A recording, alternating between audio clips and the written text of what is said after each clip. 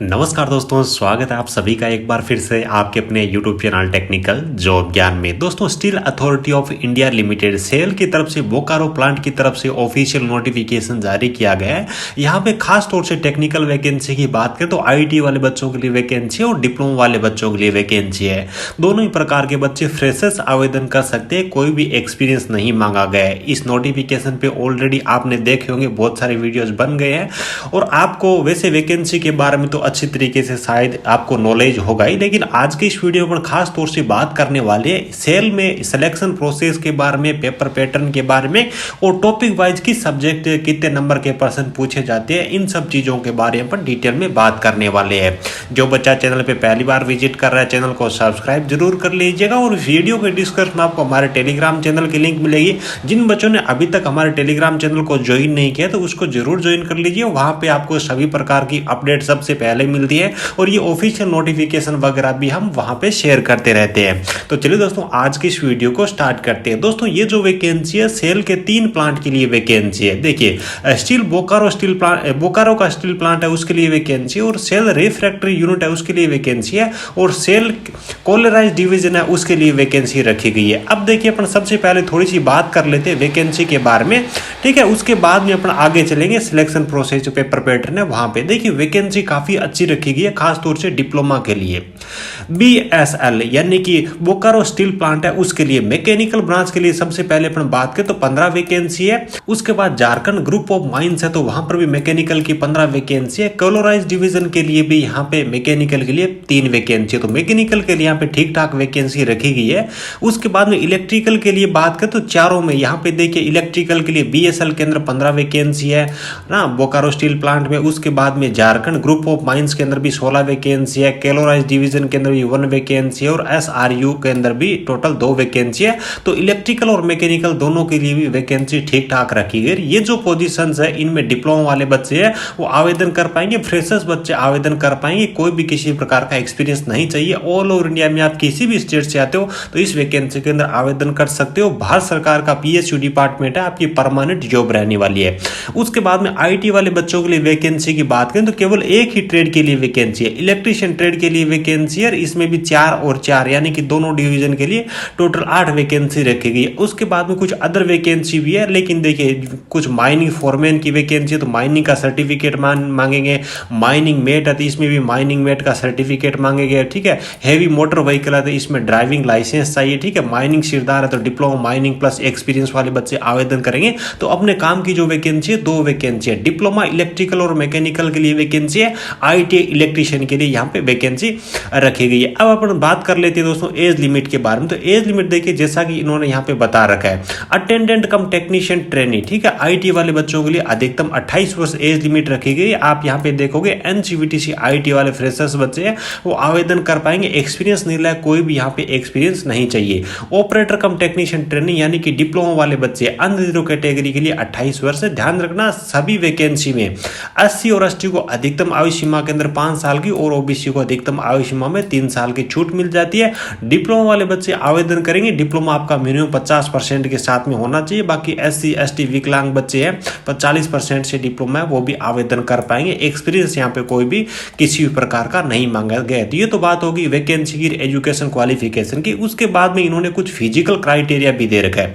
Non educative cadre की vacancy जो IT और डिप्लोमा वाले बच्चों के लिए, हाइट है वो मेल कैंडिडेट की मिनिमम 155 सेंटीमीटर है और फीमेल है उनकी 143 सेंटीमीटर है। मेल का वेट 45 kg है और फीमेल का 35 kg है। चेस्ट का मेजरमेंट है मेल कैंडिडेट के लिए 72 से 75 सेंटीमीटर है और गर्ल्स है उनके लिए 75 से आपके 79 सेंटीमीटर है। तो कोई खास नहीं है, सब बच्चों के पास में इस प्रकार का फिजिकल क्राइटेरिया होता ही है। उसके बाद में ट्रेनिंग और प्रोबेशन की पीरियड के बारे में इन्होंने बता रखा है। तो 2 साल की आपकी स्टार्टिंग में ट्रेनिंग रहने वाली है दोस्तों। ट्रेनिंग के दौरान आपको फिक्स सैलरी मिलेगी, कितनी मिलेगी उसके बारे में बात करेंगे। जैसे आपकी ट्रेनिंग कंप्लीट हो जाएगी उसके बाद में आपका 1 साल प्रोबेशन पीरियड रहेगा। हालांकि प्रोबेशन पीरियड में आपको फुल सैलरी मिलेगी, लेकिन ट्रेनिंग पीरियड के अंदर आपको सैलरी कम मिलेगी। अब देखिए सिलेक्शन प्रोसेस के बारे में डिटेल में बात करते हैं।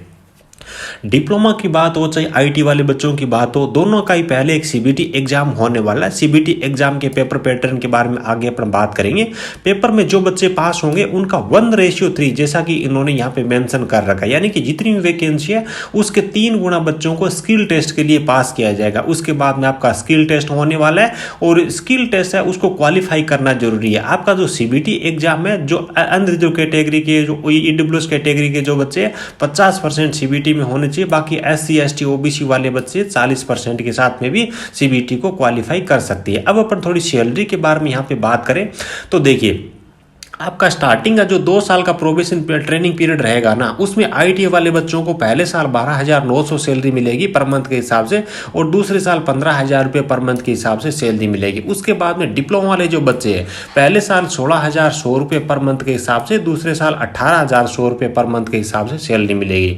2 साल का ट्रेनिंग पीरियड जैसे आपका कंप्लीट हो जाएगा तो डिप्लोमा वाले बच्चों की बेसिक पे 26,600 रहेगी, आईटी वालों की बेसिक पे 25,070 रहेगी। मान के चलिए डिप्लोमा वाले बच्चे उनका 40 के यानी कि 40,000 से अबो सैलरी रहेगी और आईटी वाले बच्चे डिप्लोमा वाले बच्चों के बीच में सैलरी का यहाँ पे ज्यादा अंतर नहीं रहेगा। आईटी वाले बच्चे उनको भी यहाँ पे 36,000 37,000 रुपए के आसपास में सैलरी मिल जाएगी। तो कुछ इस हिसाब से सैलरी है। उसके बाद में एप्लीकेशन फीस है। डिप्लोमा वाले बच्चे ओबीसी ईडब्ल्यूएस जनरल कैटेगरी है 500 रुपये चार्ज है, एससी एसटी विकलांग कैंडिडेट है 150 रुपये चार्ज है। आईटी वाले बच्चों से जनरल ईडब्ल्यूएस ओबीसी के लिए 300 रुपये, बाकी एससी एसटी एक सर्विसमैन है उनसे 100 रुपये चार्ज लिया जाएगा। अप्लाई किस हिसाब से करना है तो 25 तारीख से, इसके 25 मार्च से फॉर्म स्टार्ट होंगे, तो ऑफिशियल वेबसाइट पर जाकर के आप आवेदन कर पाओगे। लिंक आपको वीडियो के डिस्क्रिप्शन में प्रोवाइड कर दूंगा। अब बात आती है कि सर सिलेबस के अंदर कौन कौन से सब्जेक्ट से पर्सन आने वाले हैं।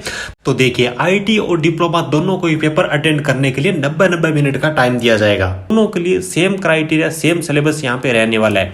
देखिए, वर्बल एबिलिटी है, इसके आपको 10 नंबर के 10 प्रश्न पूछे जाएंगे। जनरल नॉलेज के आपको 10 नंबर के 10 प्रश्न पूछे जाएंगे। ये जो चीजें मैं आपको इनके पहले वाला जो नोटिफिकेशन है उसके अकॉर्डिंग बता रहा हूं। वैसे पेपर पैटर्न के बारे में डिटेल में ये अलग से सिलेबस का एक नोटिफिकेशन जारी करते हैं, लेकिन अपने को ऑलरेडी पता है, पीछे के नोटिफिकेशन मैंने देखे। लॉजिकल रीजनिंग और क्वांटिटेटिव एप्टीट्यूड यानी कि मैथ और रीजनिंग के दोनों के आपको 15% पूछे जाएंगे, यानी कि ये नॉन टेक्निकल के आपके 50 नंबर के 50% हो गए। उसके बाद में आपको अपनी ब्रांच और ट्रेडिशन से आपको 50% पूछे जाएंगे, यानी कि आपका जो पेपर है वो 100 नंबर का पेपर रहने वाला है। 100% आएंगे और 90 मिनट का यानी कि 1.5 घंटे का आपको टाइम दिया जाएगा। यही चीज डिप्लोमा के लिए और यही चीज आईटी वाले बच्चों के लिए, ठीक है। तो ये चीजें आपको समझ में आ गई होगी। नेगेटिव मार्किंग 1/4 यानी कि 0.25 आपकी नेगेटिव मार्किंग रहने वाली है, ठीक है। उसके बाद में इंपॉर्टेंट डेट है 25 मार्च से इसके फॉर्म स्टार्ट होंगे। 15 अप्रैल तक आप आवेदन कर सकते हो। एग्जाम का टेंटेटिव मंथ बता रखे मई या फिर जून के अंदर आपका एग्जाम हो सकता है। तो जो बच्चे एलिजिबल है आईटी और डिप्लोमा वाले फ्रेशर्स बच्चे आवेदन कर सकते हैं। खास तौर से डिप्लोमा वाले बच्चों के लिए यहाँ पे काफी अच्छी वैकेंसी है। 35-40 इस हिसाब से डिप्लोमा मैकेनिकल और इलेक्ट्रिकल दोनों के लिए अलग अलग वैकेंसी रखी गई है, ठीक है। वैसे इलेक्ट्रिकल वाले बच्चे जो हिंदी मीडियम से बच्चे हैं उनके लिए मैंने खुद के हैंड रिटन नोट्स प्रोवाइड किए, तो उनके जरिए भी तैयारी कर सकते हैं। और बहुत सारे बच्चों के पास मेरे ऑलरेडी नोट्स होंगे, तो उन बच्चों को कहीं और से स्टडी करने की जरूरत नहीं है। टेक्निकल का आपका कंप्लीट वो जो मैंने नोट्स दिया वो आपके लिए सफिशिएंट है। ये जो वैकेंसी है ये मान के चलिए आपकी लगभग जेई लेवल की होती है, यानी कि जेई का जो निचला आपका स्टेज होता है ना, उस लेवल का यहाँ पे एग्जाम आपका होने वाला है, ठीक है। तो उम्मीद है कि सारी चीजें आपको अच्छी तरीके से समझ में आ गई होगी। वीडियो अच्छा लगा हो तो एक प्यारा सा लाइक करना, अपने दोस्तों के साथ में इस वीडियो को शेयर जरूर करना। इस वीडियो डिस्क्रिप्शन में आपको हमारे टेलीग्राम चैनल की लिंक मिल जाएगी, तो उसको भी आप जॉब अपडेट और ऑफिशियल नोटिफिकेशन के लिए ज्वाइन कर सकते हो। Thank you, best of luck.